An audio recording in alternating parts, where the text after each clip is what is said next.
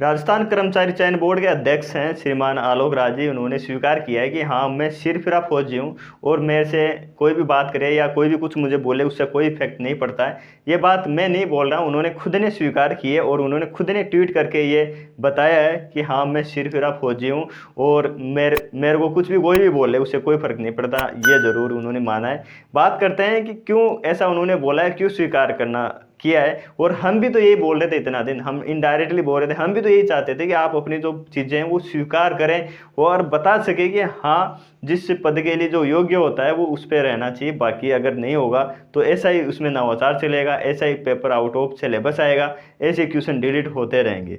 ये आपकी गलती नहीं है, प्रदेश की दुर्भाग्य है। बात करते हैं कि उन्हीं से आज पूछा गया था कि किसी ने वो, क्योंकि ट्विटर पर बहुत ज़्यादा एक्टिव हैं और उन्होंने किसी ने पूछा कि आप क्या सरकार में या किसी पे राजनीतिक दबाव है क्या आपके, तो उन्होंने बोला नहीं साहब, मेरे ऊपर कोई राजनीतिक दबाव नहीं है और मेरे ऊपर किसी का कोई कुछ बस नहीं चलता है। उनको भी पता है कि ये सिरफिरा फौजी है, मैं सिरफिरा फौजी हूँ और इससे बात करना बेकार है। ये स्वीकार किया है साहब। हम भी ये चीज़ कहना चाह रहे थे इतने दिन, लेकिन आज आपने बोलती। आपकी इसमें गलती नहीं, दुर्भाग्य प्रदेश का है, हमारा है। क्योंकि प्रदेश में आप देख रहे हो कि जो मुख्यमंत्री हैं वो फर्स्ट टाइम मुख्य विधायक बने हैं, फर्स्ट टाइम किसी 200 विधानसभा क्षेत्र है, 200 विधान क्षेत्र में से एक विधानसभा का उनको चुना गया था और पूरे 200 को वो हैंडल कर रहा है। तो आप किस तरीके से प्रदेश चलेगा वो आप देख रहे हो आराम से। सीएमओ के अंदर उनको मुख्यमंत्री नहीं माना जा रहा, तमाम वो चीज़ें हैं, घोषणाएं वो बड़ी बड़ी कर रहे हैं, दरअसल पे कुछ भी नहीं है। अभी कुछ दिन पहले 17 सितंबर को 41,000 को नियुक्तियाँ दे देगी, आने वाले दिनों में और दे देंगे। इससे भी ज़्यादा सीरीज उसी सीरीज में चल रही है। प्रदेश के शिक्षा मंत्री हैं, 12वीं पास है ढंग से, ऐसे भी उनको पता नहीं है। शिक्षा के अंदर काम करना चाहिए, एजुकेशन में काम करना चाहिए, लेकिन साहब वो तो अलग ही कुछ चल रहे हैं। कभी कौन सी योजना, कभी किस योजना में, कभी किस में, कभी बोलते हैं डीएनए चेक और ये और वो, और फिर अपने भाषण पे वापस आ जाते हैं। ये देश का, प्रदेश का दुर्भाग्य है। जिस पद पे क्या 200 विधानसभा है, 200 या 115 एमएलए, उसमें क्या ऐसे योग्य व्यक्ति नहीं थे?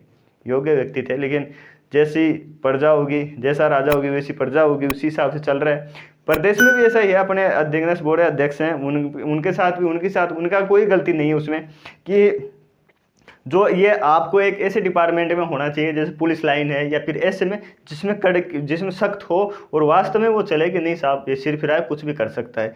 ये जो एजुकेशन वाला है मैटर, ये अलग है साहब। इसके अंदर हर चीज़ जो होती है, इस पद पर एक ऐसे योग्य व्यक्ति होना चाहिए जो रिटायर्ड प्रोफेसर हो। प्रोफेसर की कमी थोड़ी है, नहीं है ना, लेकिन नहीं बैठाएंगे साहब।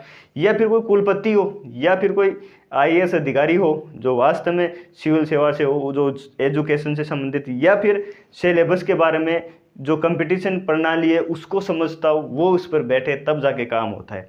आपने पिछले जो कार्यकाल ये हो रहे हैं उनमें आपको हमने देखा है कि कितना कुछ नवाचार किया है। फिर आपके जवाब क्या आते हैं? जूनियर अकाउंटेंट के अंदर देख लो, आउट ऑफ सिलेबस था। 18 साल वाला व्यक्ति है जो योग्य नहीं है, लेकिन वो भी डीवी करवा रहा है। SC ST ME वाले के अंदर जा रहे हैं, जो योग्य हैं वो डीवी से बाहर हो रहे हैं। आप बैठे बैठे देख रहे हो, आप कुछ भी नहीं कर रहे हो।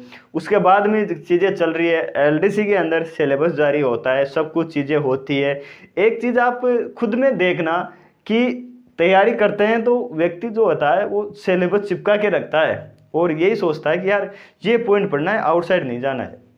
अगर आप और मैं या किसी को भी आपको ये बोला जाए कि साहब दिल्ली के अंदर मीटिंग है, तो आप दिल्ली सीधे जाओगे ना, आप ऐसे थोड़ी जाओगे यहाँ जयपुर से जोधपुर जाओ, जोधपुर से फिर पंजाब जाओ और फिर दिल्ली जाओ। जाता तो रास्ता वही है ना, जानते भी हो आप, लेकिन आप कौन सा जाओगे? सीधे जाओगे। और आपको ये बोला जाए सीधे जाना है, और यही है मतलब अंडरस्टूड होती है चीज़ें कि सिलेबस जारी किया है तो वही पढ़ना है आपको, आगे साइड में पढ़ना ही नहीं। नॉलेज तो पता नहीं कितने भी है हमें, लेकिन साहब आपका तर्क ये आता है कि नहीं साहब आपको नॉलेज होना चाहिए, और हम नॉलेज हैं, सिलेबस जारी किया जाता है वो लाइन टू लाइन मैच नहीं होना चाहिए। तो मैं भी आपसे यही पूछना चाहूँ कि आपको इस पद से पहले कितना अनुभव था, कितना नॉलेज था? नहीं था ना, लेकिन बैठा दिया ना। लेकिन फिर भी आप इस चीज़ को स्वीकार नहीं कर रहे हो। क्वेश्चन डिलीट होते हैं, आप बोलते हो साहब एक्सपर्ट होते हैं।